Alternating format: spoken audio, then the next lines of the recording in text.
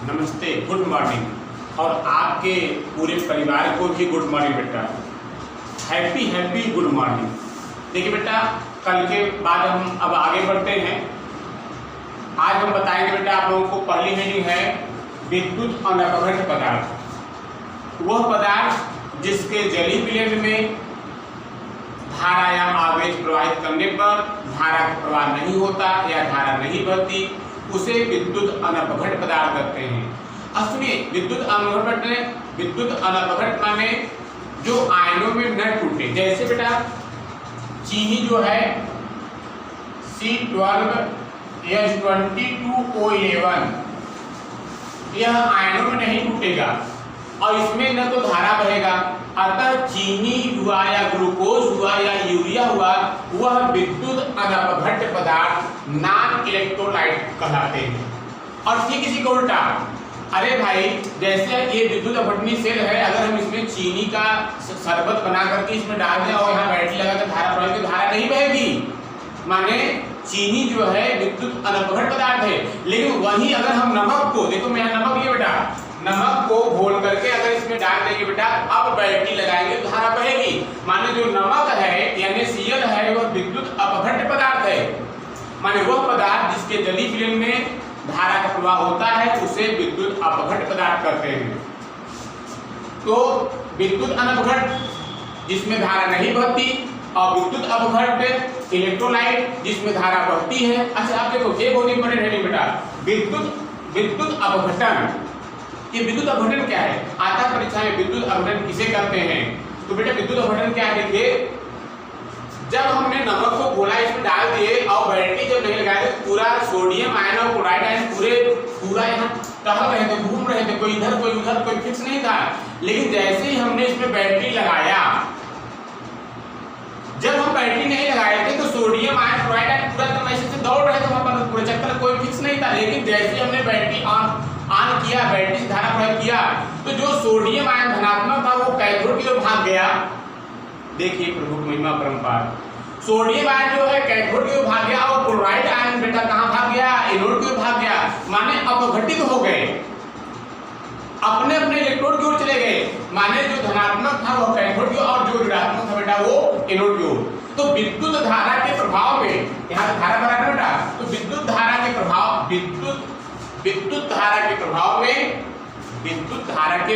में विद्युत अपघट पदार्थों को, ये विद्युत अपघट पदार्थ को इलेक्ट्रोडों पर, ये इलेक्ट्रोड है, एनोड इलेक्ट्रोड कैथोड इलेक्ट्रोडों पर अपघटित होने की घटना को, फेनोमेना को बेटा क्या करते हैं? विद्युत अपघटन करते हैं या इलेक्ट्रोलाइसिस करते हैं। अच्छा, विद्युत अपघटन के संबंध में फैराडे ने अपना नियम दिया है। विद्युत अपघटन के संबंध में फैराडे ने अपना 2 नियम दिया है। पहला था बेटा प्रथम नियम और नंबर 2 है द्वितीय नियम। तो विद्युत अपघटन संबंध में बेटा फैराडे ने 2 नियम दिया, जिसे प्रथम नियम कहते हैं और द्वितीय नियम कहते हैं। आइए पहले बेटा इतना लिखवा देते हैं, तब उसके आगे हम आपको विद्युत अपघटन के संबंध में फैराडे का प्रथम नियम पर चर्चा करते हैं। आइए बेटा परिभाषा लिख लिया जाए। तो पहला पॉइंट है विद्युत अनपघट पदार्थ। विद्युत अनपघट पदार्थ वह पदार्थ जिसके जलीय विलयन में धारा का प्रवाह नहीं होता, नेगेटिव है, नहीं होता है, उसे विद्युत अनपघट पदार्थ कहते हैं।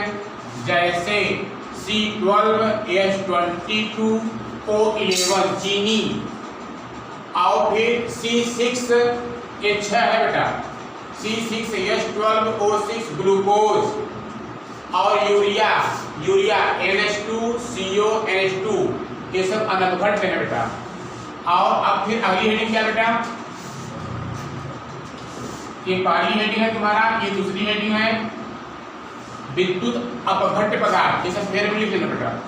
विद्युत अपघट पदार्थ इलेक्ट्रोलाइट, तो वह पदार्थ जिसके जलीय विलयन में धारा का प्रवाह होता है, यहाँ नहीं होता लेकिन यहाँ होता है बेटा, होता है, उसे विद्युत अपघट पदार्थ कहते हैं। जैसे NaCl sodium chloride KCl potassium chloride, AlCl3 aluminium chloride, copper sulphate CuSO4, zinc sulphate ZnSO4। अब विद्युत अपघटन, विद्युत अपघटन बहुत इंपॉर्टेंट है बेटा। विद्युत अपघटन इलेक्ट्रोलाइसिस, विद्युत धारा के प्रभाव में विद्युत अपघट पदार्थों को इलेक्ट्रोडों पर अपघटित होने की प्रक्रिया को विद्युत अपघटन कहते हैं। दो लाइन परिभाषा बेटा बहुत इंपॉर्टेंट है। जैसे NaCl के जलीय विलयन में धारा प्रवाहित करने पर सोडियम और क्लोरीन अपघटित होकर अलग अलग इलेक्ट्रोड पर चले जाते हैं। आज का टॉपिक बेटा यही बहुत इंपॉर्टेंट है। देखिए हमने जब NaCl के जलीय विलयन में धारा प्रवाहित किया तो सोडियम कैथोड की ओर चला गया और जो क्लोराइड है बेटा एनोड की ओर चला गया, अपघटित हो गया। इस घटना को विद्युत अपघटन कहते हैं। विद्युत अपघटन के संबंध में फैराडे का नियम, विद्युत अपघटन के संबंध में फैराडे ने दो नियम दिया। प्रथम नियम नंबर 1 क्या है बेटा? प्रथम नियम। नंबर 2 क्या बेटा? द्वितीय नियम। ये तो बहुत ज्यादा इंपॉर्टेंट बेटा, ये तो हर साल बार बार आता है फैराडे का नियम। आइए लिखवाते हैं फैराडे का नियम भी। देखिए प्रथम नियम क्या है, आइए देखते हैं हम लोग प्रथम नियम। अच्छा ये बताओ, ये विद्युत अपघटनीय सेल है ना, और इसमें हमने नमक का घोल डाल दिया। हमने इसमें नमक का घोल डाला और यहाँ पर बैटरी लगा दिए। अच्छा तुम बताओ, जैसे अगर हम इसमें जैसे ही तुरंत जैसे मान यहाँ स्विच लगा दिए, ये स्विच लगा दिए हमने और हमने स्विच को ऑन किया और फट हटा दिया, तो क्या हमको बताओ तुम लोग क्या इस पर पूरा सोडियम इस पर मिल जाएगा, पूरा क्लोरीन इस पर मिल जाएगा तुरंत? ऐसी बात नहीं है बेटा। जब हम स्विच को ऑन करेंगे तो कुछ देर तक जितना हम आवेश में डालेंगे उतने ही द्रव्यमान मिलेगा ना। अब नहीं पता चला विद्युत अपघटन, ये पता नहीं चला बेटा कि विद्युत अपघटनीय सेल में तुम घोल कर डाल दिए और प्लग था, मान लीजिए प्लग है, और ले गए इसमें लगा दिए और फट से निकाल लिए, तो क्या तुरंत इसमें सोडियम और क्लोरीन मिल जाएगा? ऐसी बात नहीं है। आप विद्युत अपघटनीय सेल में जितना आवेश डालेंगे उतनी ही द्रव्यमान हमको इलेक्ट्रोड पर मिलेगा। अगर सपोज करो बेटा शुरू में इलेक्ट्रोड की है जो है इसका द्रव्यमान इलेक्ट्रोड का मान लो 2 ग्राम होगा, तो लेकिन जब कुछ देर के बाद उस पर सोडियम आकर जमा हो जाएगा तो उसका द्रव्यमान मान लीजिए बाद में 8 ग्राम हो गया। भाई शुरू में 2 ग्राम इलेक्ट्रोड था, कैथोड का द्रव्यमान 2 ग्राम था, लेकिन कुछ देर के बाद जब उसमें हमने आवेश डाला तो 8 ग्राम हो गया। तो कितना बढ़ा? तो 8 में से तुम बताओ बेटा 2 था 8 हो गया, कितना हो गया? तब कितना बढ़ा? 6 ग्राम बढ़ गया। माने हमको पता चला कि यहाँ पर 6 ग्राम सोडियम इकट्ठा हो गया। तो अगर हम और आवेश डालते तो भाई 7 gram sodium, 8 gram sodium, 9 sodium की मात्रा बढ़ती ना। तो माने यही नियम है, फैराडे का प्रथम नियम है बेटा कि विद्युत अपघटन की प्रक्रिया में इलेक्ट्रोड पर मुक्त हुए पदार्थों का द्रव्यमान विद्युत अपघटन की प्रक्रिया में इलेक्ट्रोड पर भाई इस पर सोडियम मिलेगा, इस पर क्लोरीन मिलेगा। इलेक्ट्रोडों पर मुक्त हुए पदार्थों का द्रव्यमान विद्युत अपघटनीय सेल में प्रवाहित, विद्युत अपघटनीय सेल ना, ये विद्युत अपघटनीय सेल है, तो विद्युत अपघटनीय सेल में प्रवाहित संपूर्ण आवेश Q के समानुपाती होती है। ये क्या है बेटा? फैराडे का प्रथम नियम। अब देखो ये यहाँ पर माने जितना ही हम आवेश डालेंगे हमको उतना ही सोडियम माने उतना ही ज्यादा द्रव्यमान में हमको सोडियम मिलेगा या क्लोरीन मिलेगा। आवेश कम रहेगा द्रव्यमान कम रहेगा, आवेश ज्यादा रहेगा द्रव्यमान बढ़ जाएगा। समानुपाती होता है बेटा। अब देखो हम अगर यहाँ इसको बराबर बदलते हैं, समानुपाती को जब बराबर बदलते हैं तो एक नियतांक आता है, तो यहाँ नियतांक Z रखा गया है, तो M बराबर हो जाएगा ZQ। तो यहाँ M बराबर क्या होगा बेटा? ZQ हो गया। तो जहाँ M क्या है? इलेक्ट्रोड पर मुक्त हुए पदार्थ का द्रव्यमान ग्राम में, और Z है बेटा Z एक नियतांक है, इसे विद्युत रासायनिक तुल्यांक कहते हैं। Z एक नियतांक है, इसे विद्युत रासायनिक तुल्यांक कहते हैं। और Q क्या है? आवेश है ना, क्यू क्या है, आवेश गुलाम में।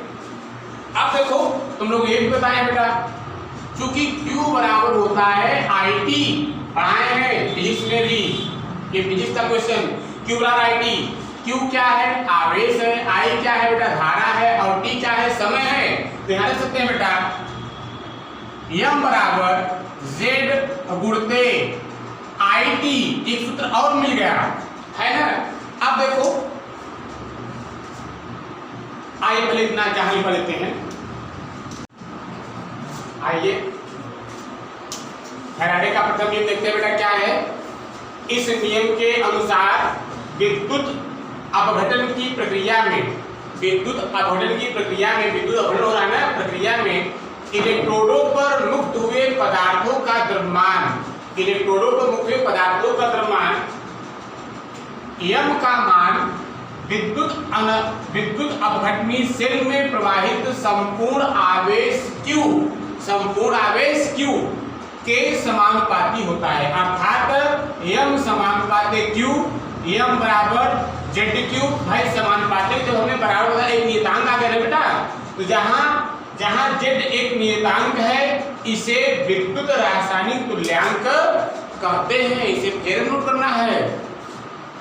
अब देखो बेटा हमने पाया था M बराबर ZQ, तो चूंकि Q बराबर क्या होता है, IT होता है, बताए थे, तो यहाँ पर हमने Q को मान रखा बेटा M बराबर ZIT। अब जहां देखो बेटा, जहां M बराबर इलेक्ट्रोडों पर मुक्त हुए पदार्थ का द्रव्यमान, देखो बेटा यहाँ पर सोडियम मिला है, यहाँ पर क्लोराइड मिला, यहाँ पर सोडियम मिला है, यहाँ क्लोरीन मिला, तो इलेक्ट्रोड पर मुक्त हुए पदार्थ का द्रव्यमान, इसका मात्रा क्या होगा बेटा, ग्राम में। Z क्या है, एक नियतांक है, इसे विद्युत रासायनिक तुल्यांक कहते हैं, विद्युत रासायनिक तुल्यांक कहते हैं बेटा। इसका मात्रक क्या होता है, ग्राम प्रति कूलाम होता है, निकाल लेना बेटा।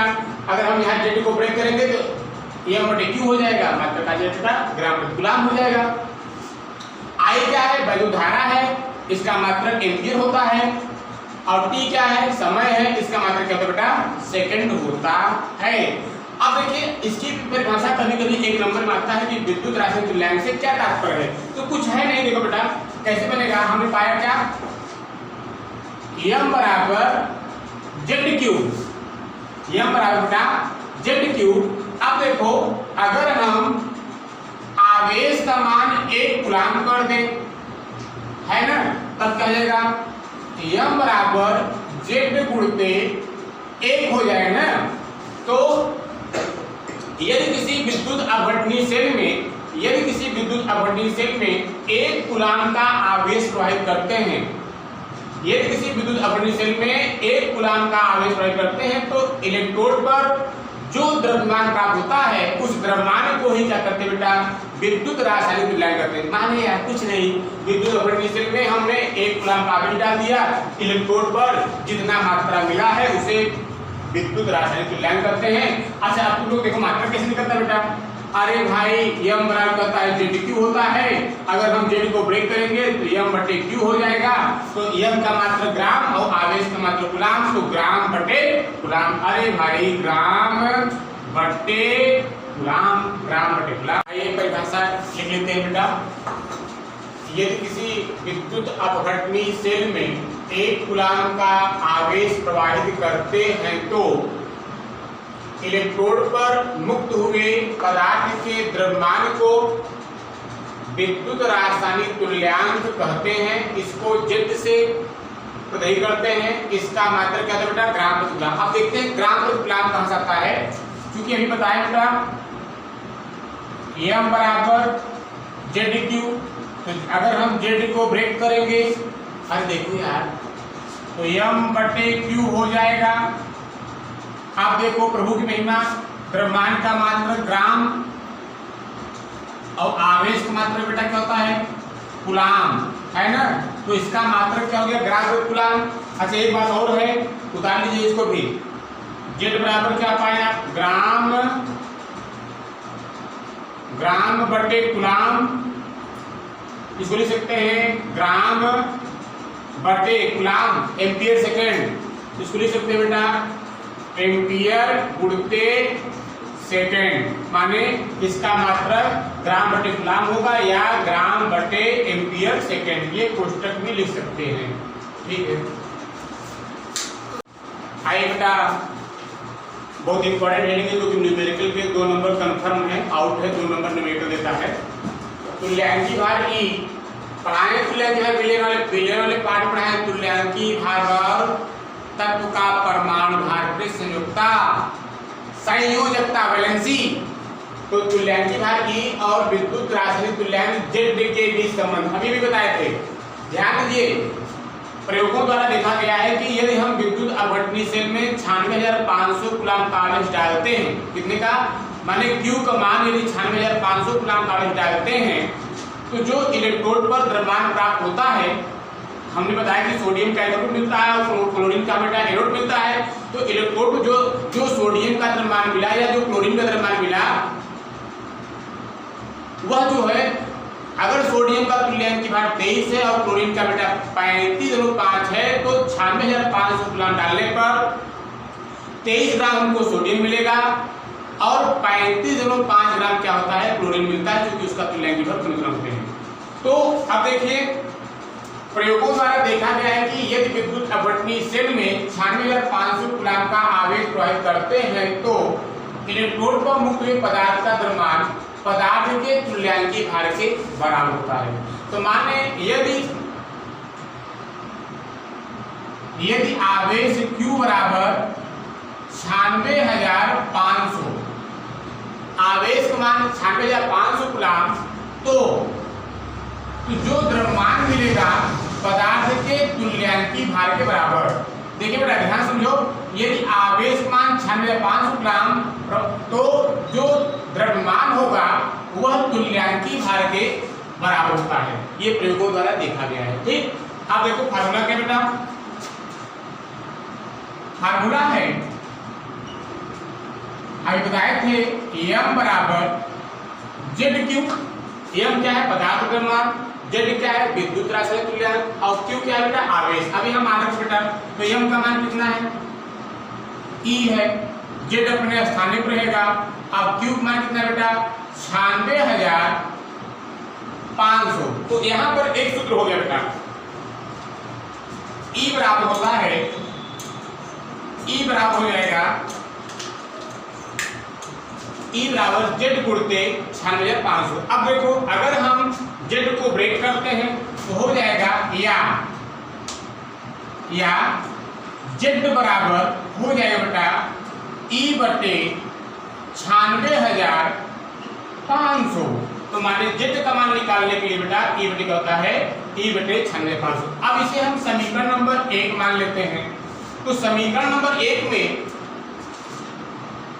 समीकरण 1 में Z का मान रखने पर, समीकरण 1 में Z का मान रखने पर, अच्छा बेटा एक क्या है, m बराबर ZQ, ये समीकरण नंबर 1 है। m द्रव्यमान, Z विद्युत रासायनिक तुल्यांक, Q आवेश। आप देखो m बराबर Z का मान क्या है, E बटे 96,500 हो जाए बेटा क्या, E बटे 96,500 गुणते Q। अब देखो एक सूत्र और मिल गया बेटा, यहां पर एक सूत्र और मिल गया। चलिए आप देखते हैं बेटा, ध्यान समझो, तुल्यांकी भार बराबर होता है, चूंकि तुल्यांकी भार बराबर परमाणु भार बटे संयोजकता। तो तुल्यांकी भार को E से, परमाणु भार को A से और संयोजकता को VAL वैलेंसी विलयन में पढ़ाए हैं। अब रखो मान, तब क्या लेगा, m बराबर E का मान रखो बेटा क्या है, A बटे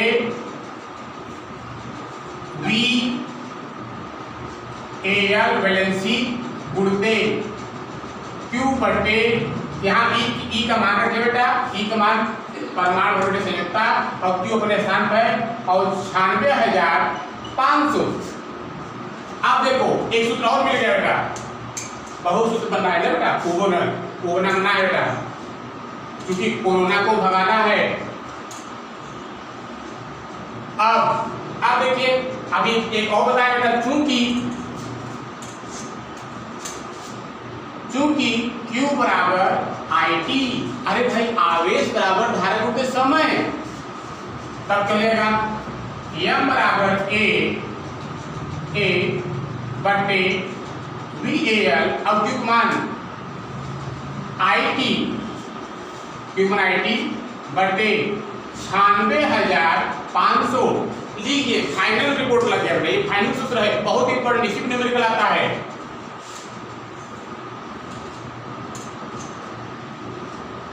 तो आप देखो बेटा, जहां ले लीजिए, जहां M बराबर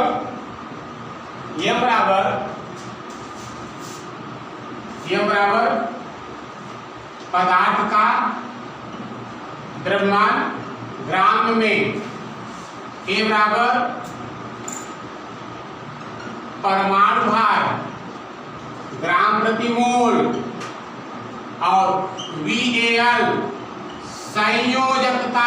संयोजकता कोई मात्रा नहीं, I बराबर धारा सेकेंड, I बराबर धारा एम्पियर, और T क्या बेटा, समय सेकेंड। अब तो कुछ बचा ही नहीं बेटा, तो ये सूत्र रट कर आइएगा, कल हम इस पर न्यूमेरिकल लगवाएंगे बेटा, जबरदस्त।